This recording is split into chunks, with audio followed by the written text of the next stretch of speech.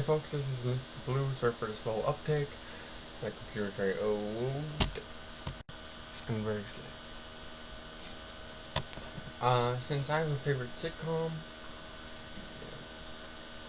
I wanted to do an analytical kind of how to say this series, TV show series is great out of other sitcoms as opposed to negativity as to my other two videos.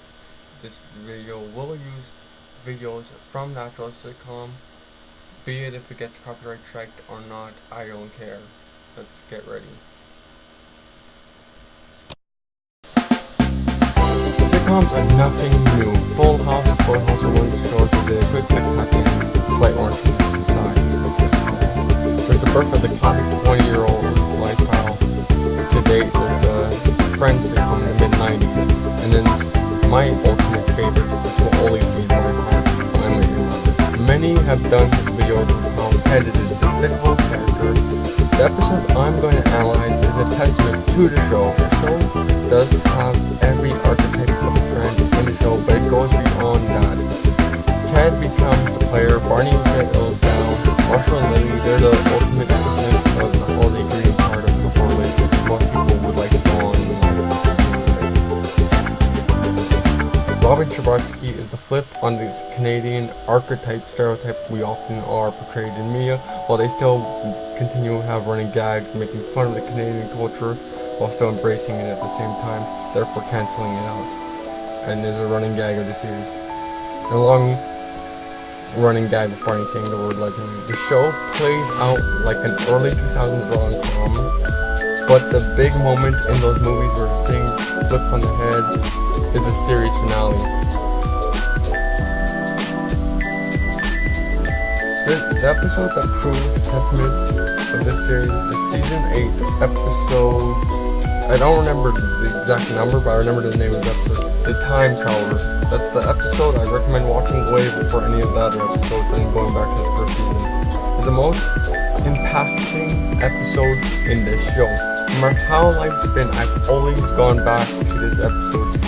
The show shows us that dating many women, or guys, or whatever gender you prefer, gender pronoun, people, can end up alone after a certain point. That sometimes our friends, our families may move forward in life, and we may remain at the same place. And that's a hard thing to deal with, and we all cope up in our own mechanism way. Either our exes get too attached to us, or hating us, and that we never learn. We must grow past it and learn our own lessons, to go forward in life. The show teaches us to grow and change and eventually grow up. This show is not about the ending, like Smallville or Breaking Bad. It's all about the journey, the friendships we make, and the shenanigans and dating adventures we all go through in our mid-20s. It has no groundbreaking themes other than that. It's not a family sitcom either. It's about growing up. The show even has an episode called The Intervention, where all the characters have their flaws listed out to them from their friends. Ted corrects people, Marshall reads things out loud, Lily seems very loud, Barney speaks out cat faces all the time. The show has interesting episodes where Barney flips his views on the hero type, with a running gag where he does not like the guy named Ralph Macchio from the Karate Kid. Not only that, where Friends has everyone's single in the show, in the early seasons of the show. This show has 3 different types of couples that get explored to its furthest degree. The player type, the couple, the perfect couple type, and the one I fit into, the hopeless romantic. Although I wish the show was more diverse and they showed more people of color, a bit disappointed in that. Though we have to understand, it came out in mid-2005 and only ended roughly in 2014, so that lasted about 9 years. It was the early 2000s and mid-2000s. Like Marvel movies or Eminem music, it has something for everyone. But it does well with its time. It explores dating, sexuality. Even Lily has a low-key crush on Robin in some episodes that hints towards them being low-key Lily being lesbian for Robin Scherbatsky in the show, if she could. It's also way before sitcoms got more bad, and then their flashback selves are just gold. There's no greater bro moment than Marshall and Ted singing "I Would Walk 5,000 Miles" in one of the episodes. Though the show isn't quite always perfect, and season 9 tends to hinder a bit, and the plot isn't as interesting, and the other 8 seasons are very well done. Yes, the plot twist at the end of the mom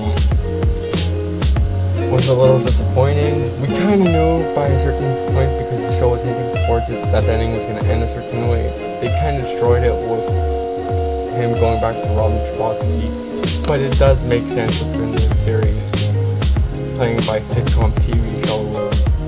Had it been me, I would have had him just stay with the mom with the same initials, and like him just live out the rest of his life single while his friends are still happily married. Though the show isn't quite perfect as other hardcore shows on Netflix, it's PG. It's a tad maybe PG-13. It does have some stoner references hidden in some episodes. They do show that they drink alcohol, and they do allude adult content in some early episodes.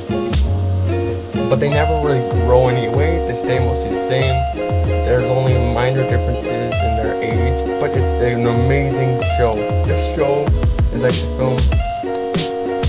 This show, like film Back to the Future or Indiana Jones, uses dating to its benefit. It's a great family show. I sound really Canadian saying that. And that's my little editorial. You could hate it, like it, but where people love Big Bang Theory and Turn Off Men, and I roasted those two TV shows in my early reviewing, and people on the internet roasted this TV show, and I happen to be sucking its ego. You could tell, as critics, we all differ in point of view. Have a lovely night.